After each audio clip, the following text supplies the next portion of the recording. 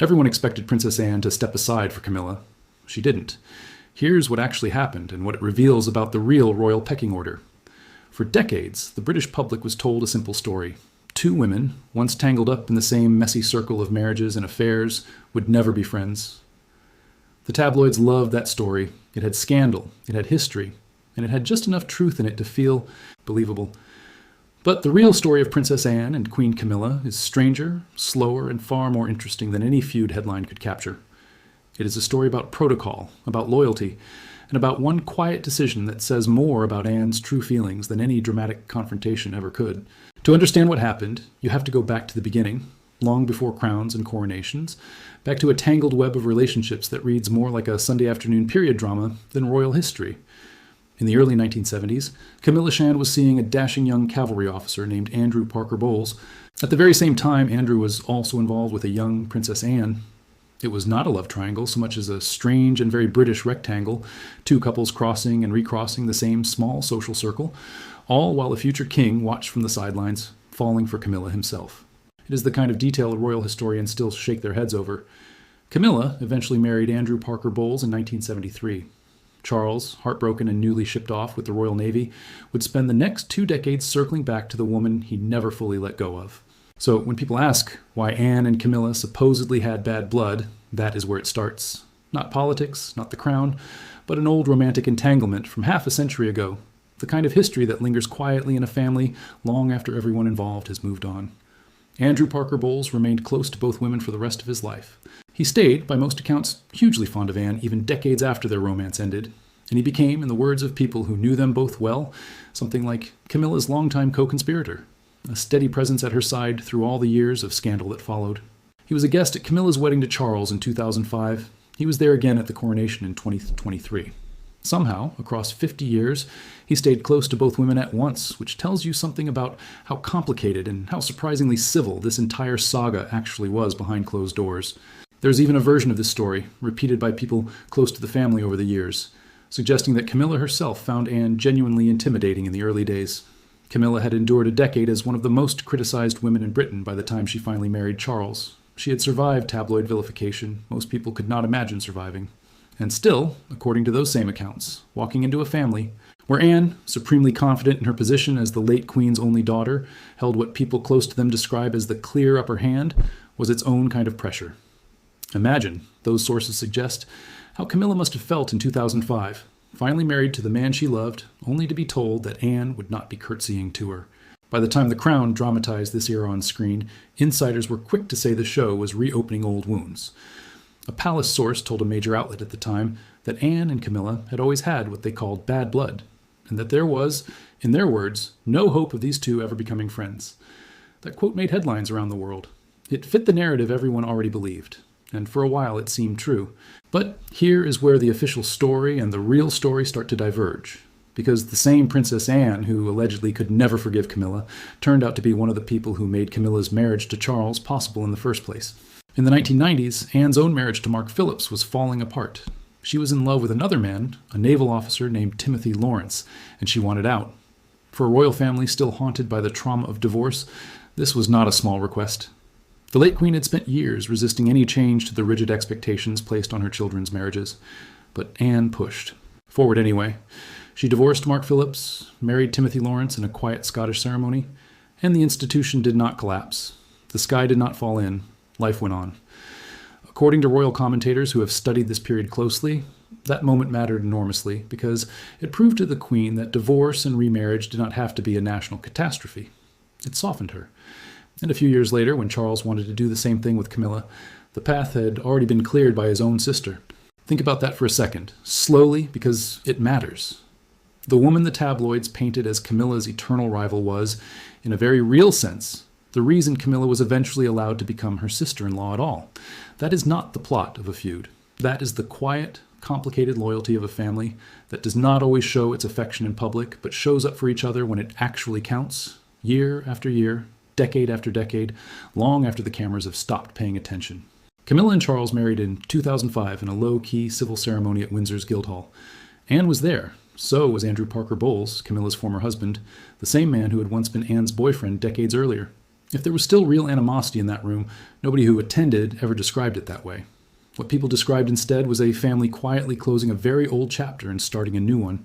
That same year, the late Queen issued a formal document that would shape royal protocol for the next 2 decades. It was called The Precedents of the Royal Family to be Observed in Court, and it set out exactly how royal women rank against each other on formal occasions, who enters a room first, who curtsies to whom. Under that document, Camilla, as a woman who married into the family rather than being born a princess, ranked below women like Anne, Princess Beatrice, and Princess Eugenie, women who held their titles by birth rather than by marriage. It meant that, on official occasions, Camilla would curtsy to Anne, not the other way around. For years, that was simply how things worked, quietly, behind palace walls, almost never discussed publicly. The same document also had to adapt as the family itself changed shape. When Kate Middleton joined the family in 2011, an update clarified that she, too, would curtsy to Anne, Beatrice, and Eugenie, unless she happened to be standing beside Prince William at the time, in which case the rule eased slightly. The very same standard applied 7 years later to Meghan Markle when she married into the family. Both women were required to curtsy to Anne regardless of who stood beside them, a small but telling detail about exactly how senior Anne's position has always been among the family's women, by birth, not by marriage, not by title alone. Everything changed in September of 2022. When Charles became king, Camilla became queen, and under that same order of precedence, queens outrank princesses, even princesses who were born into the role. Overnight, the entire hierarchy flipped.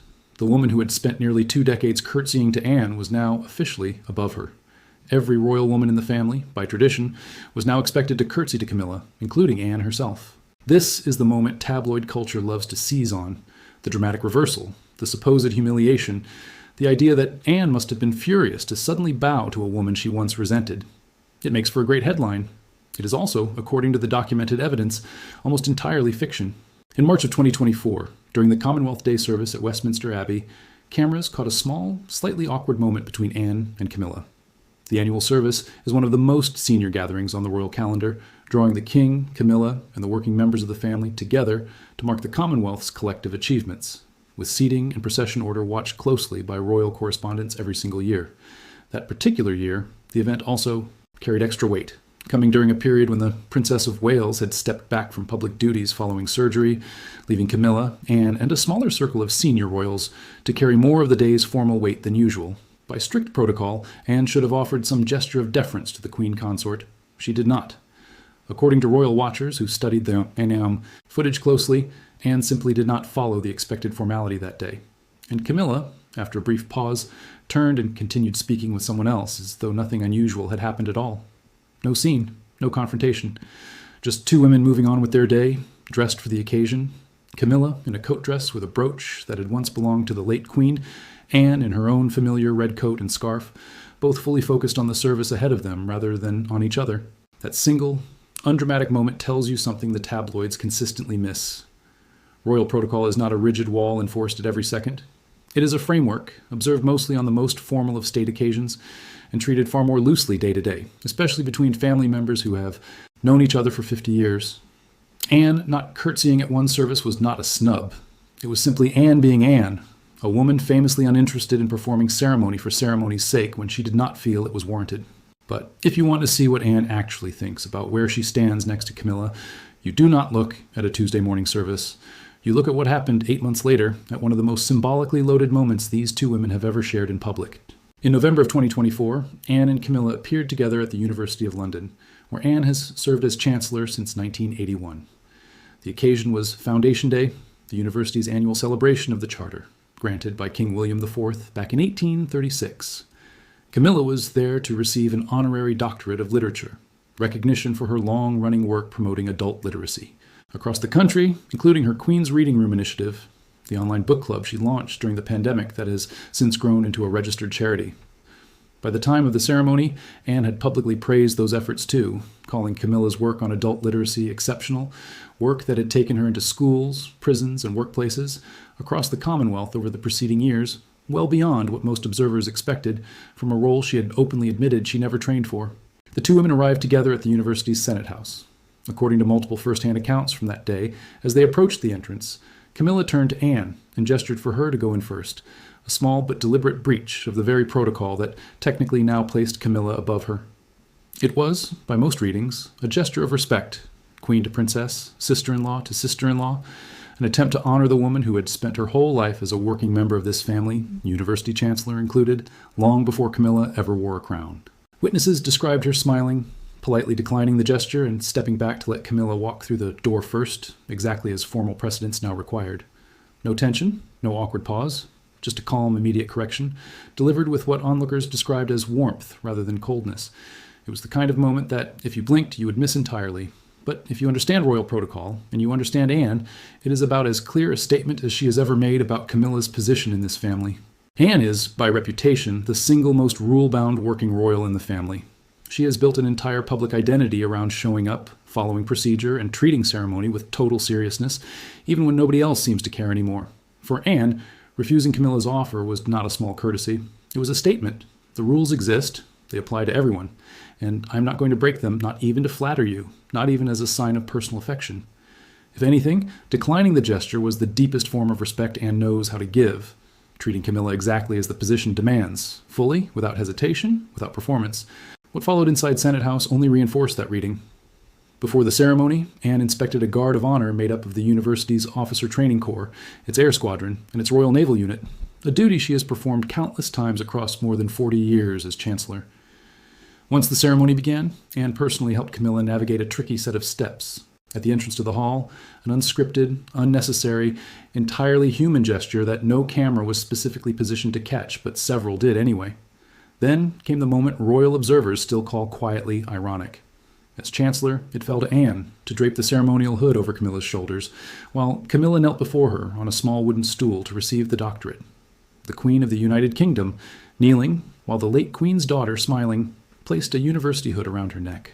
Photographs from that day show both women laughing, at ease, clearly enjoying each other's company. They posed together afterward alongside the other honorary graduates. None of it reads like two women trapped in a decades-old feud. It reads like two people who have simply settled fully and finally into a version of family that works for both of them. This is the part the rumor mill never wants to tell you because it does not generate clicks. There was no 5-word verdict. There was no secret phone call that ended anyone's reign. What actually happened is slower, quieter, and in some ways far more meaningful. Two women who were once on opposite sides of the same painful romantic history spent decades circling each other warily, then spent the next 2 decades building something that looks, by every available account, like genuine mutual respect.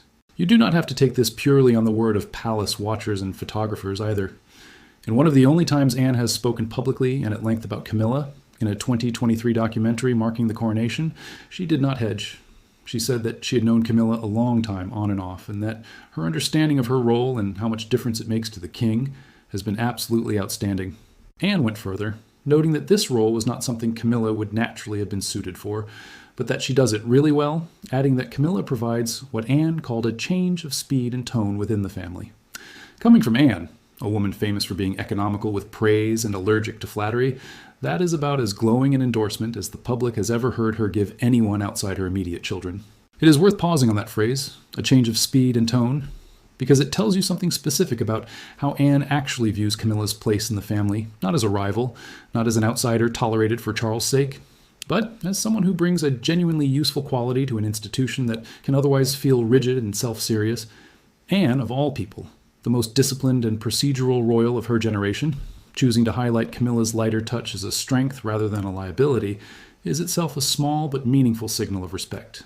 2 years later, in a rare conversation with a major British magazine, Anne returned to the subject again, unprompted by any anniversary or ceremony. The timing was notable. Charles and Camilla had just marked 20 years of marriage during a state visit to Italy, where Camilla herself had spoken candidly to reporters about the relationship, joking that she could barely believe 2 decades had passed, and explaining the secret to their marriage in characteristically understated terms. Friendship, she said, laughing at the same things, getting on with life, even while the two of them were, in her words, like ships passing in the night, given how often royal duty pulled them in different directions. It was against that backdrop, that same season of reflection on the marriage, that Anne chose to speak up. She said plainly that Camilla's understanding of her role and the difference it makes to the king has been absolutely outstanding. She added that she was sure plenty of people tell Camilla what a difference she has made, but that in Anne's case, she meant it because it happened to be true. She went on to describe Camilla as incredibly generous and understanding, words that, again, are simply not part of Anne's normal vocabulary when discussing people she does not genuinely respect. Now, it would be dishonest to pretend every single story about these two women has been confirmed or flattering. There is one persistent claim, repeated by several entertainment outlets and traced back to a single source close to the fashion world, a man who once dressed Princess Diana and has spoken publicly about the royal family for years, that Anne once confronted Camilla directly at a coronation-era dinner over her choice to use the title Queen rather than Queen Consort. According to that account, Anne told Camilla bluntly, in front of the king himself, that she was not queen, she was the Queen's consort. The claim surfaced during a television interview in 2023, around the time Camilla's exact title was still a matter of public debate, following years of confusion about what the late Queen had actually intended for her daughter-in-law to be called. That confusion is itself worth explaining, because it is the one part of this story that genuinely was complicated and genuinely was debated at the highest levels. Before her death in 2022, Queen Elizabeth had stated it was her sincere wish that Camilla be known as Queen Consort once Charles became king, a slightly softer title than simply Queen, reflecting Camilla's status as the monarch's wife rather than a reigning monarch herself. After the Queen's death, palace communications began referring to her simply as Queen Camilla ahead of the coronation, a shift that left some royal commentators, and reportedly some members of the family, a little uncertain about exactly when or why that change had been made official. It is a vivid story, and it has circulated widely, repeated across dozens of entertainment outlets and video channels in the years since. But it is worth being honest about what it actually is, a second-hand account from one individual, never confirmed by the palace, never corroborated by any other witness, and directly at odds with everything Anne has said about Camilla on the record, both before and after that supposed dinner. No second source has ever come forward to confirm it happened. No photograph, no statement, no palace acknowledgement exists anywhere in the record. Responsible reporting treats that story exactly as it deserves to be treated, as an unverified claim, interesting but unproven, sitting alongside a mountain of confirmed, photographed, on the record evidence that points in the opposite direction entirely. That is the real tension at the heart of how the public consumes royal news. The confirmed story, two sisters-in-law slowly building trust over 20 years, is true, well-documented, and quietly moving. The dramatic story, a furious showdown over a crown, is unverified, second-hand, and far more exciting to read. Only one of those stories has actual evidence behind it. Only one of them happened in front of cameras, with named sources, dated events, and consistent details across multiple outlets. Yet, it is almost always the unverified version that travels furthest, because outrage and confrontation simply spread faster online than patience and quiet respect ever will. So where does that leave the relationship today? By every available account, Anne and Camilla are, in the words of more than one royal commentator who has tracked their dynamic for years, closer now than they have arguably ever been. They appear together at major state occasions. They travel together. They have been photographed sharing private jokes at formal events where neither woman had any particular reason to perform warmth for cameras if they did not feel it. Camilla has spoken about the strength of her marriage to Charles in terms that consistently credit the broader family's support, Anne included, for helping her find her footing in a role she has openly admitted she never expected and never auditioned for. And Anne, for her part, keeps doing what Anne has always done. She shows up. She does the engagements nobody else wants. She inspects the guards of honor, attends the foundation days, performs the small and glamorous duties that keep an institution like the monarchy actually functioning day to day, the duties that rarely make headlines, because there is no controversy attached to them. Anne has long held the reputation as the hardest working member of the royal family, frequently topping the list of royals with the most public engagements in a given year, a reputation built entirely on this kind of unglamorous consistency rather than headline-grabbing moments. Her relationship with Camilla, by every piece of available evidence, has settled into something similarly unglamorous and similarly solid, built on showing up rather than declaring loyalty, on small gestures rather than grand statements. That university ceremony in November of 2024 may be the most honest 5 seconds of footage anyone has ever captured of how these two women actually relate to each other. Camilla offers Anne the chance to walk in first, a small kindness, a nod to history, to seniority, to the family Camilla married into nearly 20 years earlier. And Anne, smiling, refuses, choosing instead to honor the protocol exactly as written, to treat Camilla as fully and completely deserving of the position she now holds. No headline, no 5-word verdict, no secret phone call. Just two women, fully at ease, with where they each stand, walking through a doorway in the order the rules actually require. It is worth sitting with how unusual that is, in a family where every gesture gets photographed, every glance gets analyzed, and every small interaction gets turned into a headline within hours. Most royal moments are stage-managed to some degree, even the casual-looking ones. But the small exchange at that doorway had no audience cue, no rehearsal, nothing built for the cameras, It happened because two women who have known each other for over 50 years have settled into a rhythm where neither one needs to perform for the other anymore.